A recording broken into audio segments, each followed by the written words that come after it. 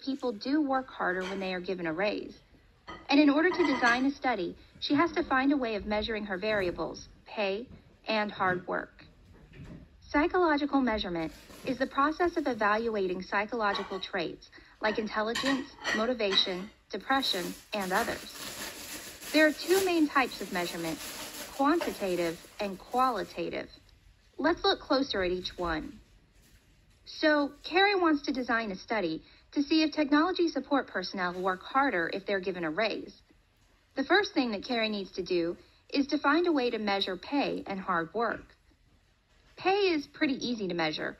A technology support person could make $15 per hour, or they could make $20 per hour.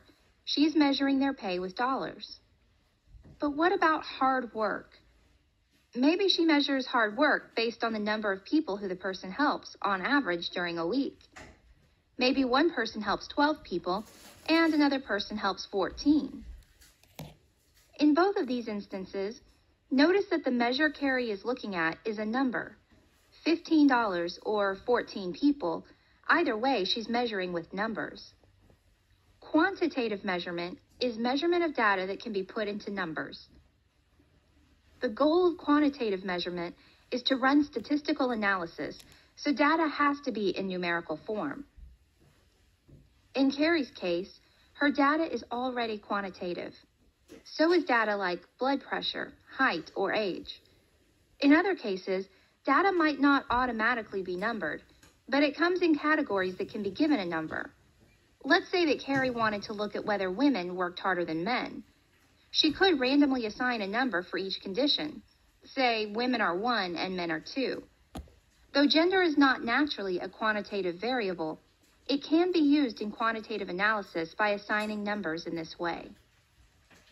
But what if Carrie doesn't think that the number of people helped is the best way to measure how hard a person is working? What if she thinks that customer comments are a better measure? In that case, Carrie will want to collect comment cards from all of the customers and then compare the comments of the technology support personnel making $15 to those making $20. But there's a problem. The comments say things like, "Good job," or "He wasn't very nice." How do you run statistics on those comments? The answer is that you can't run statistics because the comments are qualitative data. Qualitative measurement focuses on collecting information that is not numerical. You can remember this by thinking of the word quality. Quality is not something that you measure with numbers. You don't say that dinner was 3 qualities or that park bench is only 1 quality. Likewise, qualitative data is not numerical. Instead of statistical analysis, the goal of qualitative measurement is to look for patterns and get a general feel for how things are. Comment cards like the ones Carrie is using are a good example of qualitative research. Other examples include things like how depressed a person feels, very depressed, a little depressed, or not depressed at all, or how women in power are perceived, strong, unfeeling, masculine, and so on. There are advantages and disadvantages to both quantitative and qualitative research. Quantitative research can give us a rigorous scientific view of the relationship between two variables. On the other hand, it doesn't tell us much about why that relationship exists.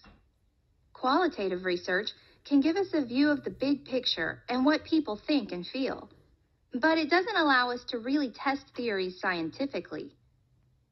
Because of that, many psychologists choose to do mixed method research, in which they use both quantitative and qualitative measures. Let's go back to Carrie. She wants to know if more pay means harder work.